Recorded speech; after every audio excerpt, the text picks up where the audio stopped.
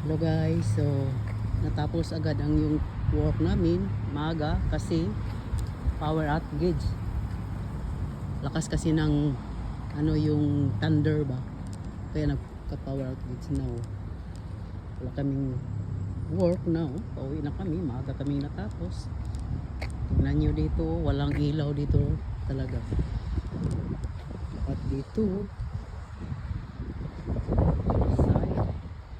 ilaw ang balon sa work namin pilit. Ayan, kaya natapos agad ng maaga ang trabaho namin kasi walang kailaw-ilaw dahil lang sa lakas na thunder. Ayan, nagka power outage.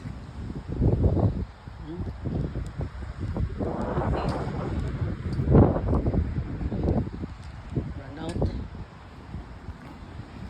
Okay, thank you for watching my tonight video.